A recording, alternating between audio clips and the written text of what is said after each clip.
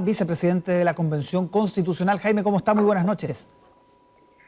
Hola, ¿qué tal? Muy buenas noches. Gracias por el contacto, por la invitación. Gracias por aceptarla. ¿Por qué dar vicepresidencias a la derecha? Decía el Partido Comunista y la lista del pueblo. ¿Con qué se contesta ese argumento? Mira, esto no se trata de darle vicepresidencias a un grupo o a otro. Aquí hay una cuestión de convicciones democráticas de por medio. La Constituyente es un órgano plurinacional, paritario y con diversidad política, social y territorial. Y el compromiso de la mesa es que todos los órganos de trabajo de la Constituyente, especialmente los órganos colegiados, sean el reflejo de esa diversidad. No se trata de darle un asiento más o menos a alguien. No se trata de tener una postura pragmática siguiendo los criterios de la vieja política. Si queremos de verdad diversidad, tenemos que ser capaces de respetar las distintas formas de diversidad que hay en el país. Este formato de patrocinios que hoy día rigió para las vicepresidencias, ¿se va a mantener en el futuro, por ejemplo, para conformar las comisiones en un tiempo más? Claro, eso es interesante porque, por ejemplo, la mesa actualmente, tanto la presidenta como el vicepresidente, en mi caso, fuimos elegidos por un sistema de votación mayoritaria uninominal, que fue el propuesto por el presidente de la República en el decreto que convoca a la Constituyente para la sesión inaugural del 4 de julio. Lo que hizo la mesa fue precisamente validar una práctica que había surgido desde la propia Constituyente, que es el formato de patrocinios. Porque ya estamos usando el formato de patrocinios para integrar comisiones, para presentar indicaciones en los proyectos de reglamentación de cada una de esas comisiones e incluso para presentar propuestas de declaración, como fue el caso de los presos políticos. Entonces, estamos validando desde la mesa una práctica política que surge desde la Constituyente, como una forma de escribir y de hacer también derecho. Por lo tanto, ¿se va a mantener, por ejemplo, para la conformación de las comisiones? Es que es algo que ya estamos aplicando para la conformación de comisiones, exactamente. Perfecto. Jaime, hablemos de las críticas que seguramente usted ha escuchado a la Convención Constitucional. Hay mucho de caricatura en eso, pero se las repito, seguramente usted ya las ha escuchado. Que avanzan poco, que solo hay polémicas, que se meten en temas para los cuales no tienen atribuciones. ¿Qué se responde frente a esos cuestionamientos? Mira, hay una campaña de desprestigio orquestada contra la Constituyente que ha estado sistemáticamente levantando puntos negativos contra el trabajo que estamos haciendo, en lugar de relevar lo que sí estamos haciendo. Por ejemplo, el tema de las polémicas, ¿verdad?, que han marcado ciertas discusiones. Se han tratado de 2 o 3 polémicas muy puntuales que no marcan la tónica de una jornada de trabajo que muchas veces supera las 4, 5, 6 horas de sesión continua en el Pleno. Entonces, ahí uno tiene que preguntarse por qué ciertos medios de comunicación ponen el acento en ciertas polémicas puntuales y no en el trabajo que está haciendo la Constituyente. Esa es una pregunta, creo yo, para que todas reflexionemos. Y otro punto interesante es, para escribir el artículo 1 de la Constitución, necesitamos reglas que permitan regular la forma en la que vamos a deliberar ese artículo 1. Y esas reglas las tenemos que escribir previamente. Antes de escribir el artículo 1 de la Constitución, tenemos que contar con reglas que nos permitan deliberar en torno a ese artículo 1. Y eso lo estamos haciendo de una manera extraordinariamente rápida. Piensa que han pasado 3 semanas, estamos recién en la 4ª semana, ya tenemos 8 comisiones funcionando con reglamentación propia, provisoria, ¿verdad?, para tener un reglamento permanente definitivo probablemente a finales de agosto, primera semana de septiembre, con lo que vamos a tener reglamento permanente en menos de 3 meses de trabajo, probablemente 2 meses y un poquito más. Y todo ese trabajo es un trabajo que hemos montado desde la mesa con el apoyo de las y los constituyentes que han desplegado en comisiones de trabajo, en subcomisiones incluso que sesionan de manera paralela. Entonces, uno de nuevo tiene que preguntarse por qué se instala la idea de que no estamos trabajando, ¿verdad?, cuando llevamos comisiones aprobadas, reglamentación aprobada y hemos demostrado que desde la diversidad se pueden escribir reglas jurídicas, que es precisamente el mandato que tenemos para escribir la Constitución. ¿Y sería en esas fechas, fines de agosto, principios de septiembre, cuando finalmente se empiecen a analizar los temas de fondo? ¿Esas son las fechas más o menos? Probablemente. Las 8 comisiones aprobadas recientemente tienen un mandato temporal, ¿verdad? Tienen 30 días, especialmente la Comisión de Reglamento, para proponerle un reglamento al Pleno. Pasados esos 30 días, el Pleno va a recibir una propuesta de reglamento, la va a deliberar y la va a aprobar probablemente. En esa propuesta de reglamento van a estar las comisiones permanentes desde las cuales se va a discutir el contenido de la nueva Constitución. Entonces, probablemente ya en la primera semana de septiembre o la segunda semana de septiembre, como mucho, debiéramos tener esa normativa aprobada. Y son 2 meses después de la sesión inaugural del 4 de julio. O sea, es un trabajo que se está desarrollando a un muy buen ritmo. Ahora, ¿alcanzan en un año? Hoy día conversábamos con el alcalde Sharp, dice que se debe dar 1 año y medio, 2, tranquilamente. ¿Alcanzarían en un año? Yo creo que esa es una discusión que hay que tener más adelante. Yo creo que es importante que se normalice el funcionamiento normal y ordinario de la Constituyente, que las comisiones permanentes se instalen, ¿verdad? Que empiecen a sesionar y a trabajar, ojalá a partir de septiembre, y con el tiempo vamos a tener que ir evaluando si es necesario más tiempo o no. Yo tengo la impresión de que el aprendizaje de estas primeras 3 semanas es un aprendizaje positivo, en el sentido de que logramos sobreponernos a las dificultades de la primera semana, donde tuvimos que suspender la sesión del lunes 5 de julio. Durante la segunda semana logramos ponernos de acuerdo, aprobar las 3 primeras comisiones y su reglamentación. Durante la tercera semana se aprobaron 5 nuevas comisiones con su reglamentación. Hoy día empezaron a sesionar esas 5 nuevas comisiones.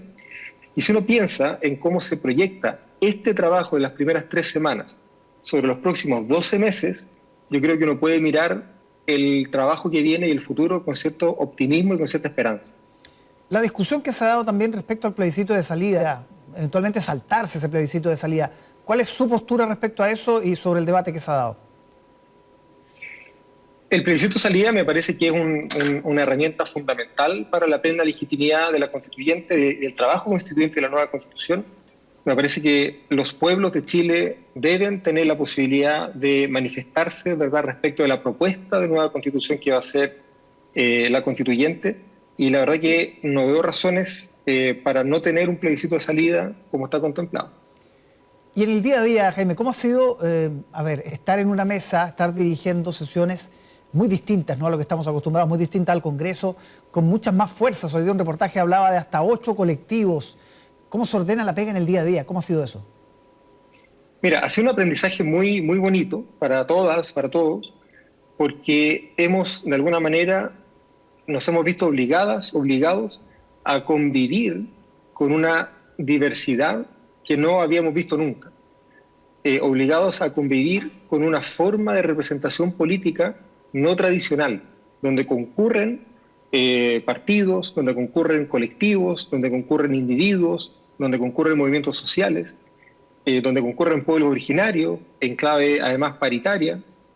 Y yo creo que eso ha sido un aprendizaje muy importante para todos los sectores que estamos en la Constituyente, para todas las personas que estamos en la Constituyente, y ha permitido una forma de deliberación democrática distinta a la deliberación legislativa, que es un poco lo más parecido que estamos acostumbrados a ver, precisamente por lo que significa la emergencia de voces que hasta ahora se han encontrado en condiciones estructurales de postergación. Entonces, la visibilización de esas voces, yo creo que ha generado un aprendizaje muy importante, muy interesante, que ha marcado una forma de deliberación democrática distinta a la que estábamos viendo hasta ahora. Y eso claramente supone un desafío en materia de organización, de distribución del uso de la palabra, de trabajo en comisiones, pero que yo creo que hasta ahora hemos sorteado con bastante éxito. Ahora, desde la derecha le han dicho que desde el uso de la palabra en adelante han sido de alguna manera postergados. ¿Qué se le responde a esas críticas? Mira, cuando uno trata de hacer las cosas siguiendo principios y siguiendo definiciones y no siguiendo pragmatismo ni viendo los efectos que las decisiones que uno puede tomar generan, recibe críticas de lado y lado.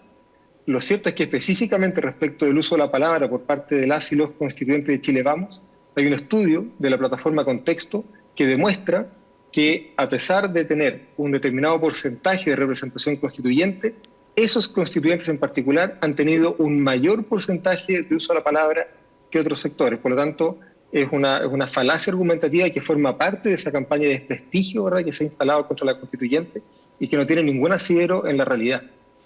Jaime, ¿hay licitaciones previas que ya se hayan cortado, que se hayan de alguna manera dejado sin efecto? Hoy día escuchábamos a la presidenta de la convención que decía que había problemas hasta para comer, que algunos hasta han bajado de peso.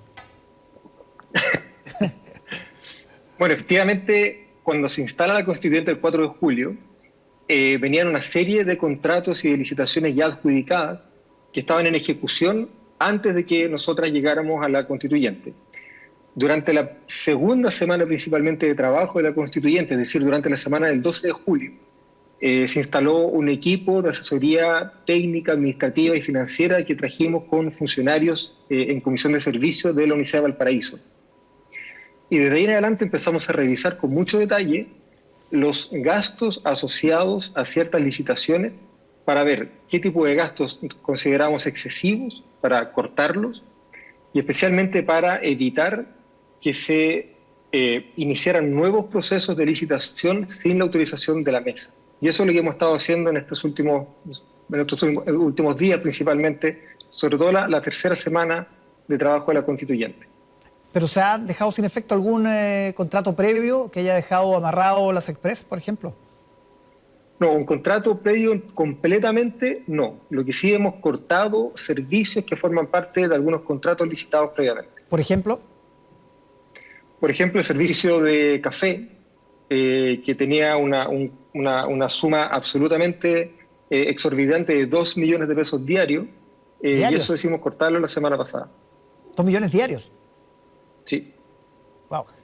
Otro, y para finalizar, Jaime, este debate que hubo sobre el acceso de la prensa a la Convención Constituyente, que finalmente se zanjó, entiendo, el día de hoy. Los argumentos que se daban era que de alguna manera había una transmisión, que no era necesaria la presencia de los periodistas ahí. ¿Cómo se definió este debate y cuál era su postura en esto? Sí, aquí hay dos temas, creo yo, que son distintos. Por un lado está la denuncia de que la constituyente estaba sesionando en reserva, en secreto y en privado. Eso es falso, ¿verdad? Porque hay transmisión en línea, tanto en canales digitales como en el propio canal de YouTube que tiene la constituyente. Son transmisiones en vivo, en directo, y que además quedan archivadas para la consulta libre más adelante. Ese es un tema. El otro tema dice relación con la presencia de personas que trabajan en la prensa en los recintos de la constituyente. Y ese es un problema de aforo, estrictamente por las condiciones sanitarias en las cuales estamos trabajando hoy día. ¿Por qué? El hemiciclo, que está habilitado para recibir a 155 constituyentes, solo tiene hoy día 80 personas. Entre esas 80 personas hay constituyentes, apoyo técnico y seguridad. El resto de los constituyentes y el resto del apoyo técnico necesario para que las comisiones puedan funcionar están sesionando en salas adyacentes. Y esto es precisamente porque hay restricciones de aforo tanto en el hemiciclo como en las salas adyacentes. Permitir el libre ingreso a las tribunas de cualquier persona, público, asesores o trabajadores de la prensa, era un problema desde el punto de vista de las restricciones sanitarias, tanto al hemiciclo como a las salas adyacentes. Entonces, lo que estuvimos haciendo en estos días, y de hecho tuvimos una reunión este lunes, ¿verdad?, con representantes de la prensa acreditada, es establecer un mecanismo de turnos para que la prensa pueda acceder a las tribunas del hemiciclo y también a las salas adyacentes de una manera ordenada y que nos permita también respetar los aforos que están restringidos para estos espacios. Perfecto. Jaime Baza, muchísimas gracias por conversar con nosotros aquí en Tele 13 Noche. Que esté muy bien. Muchas gracias. Buenas noches. Noche fría en la capital.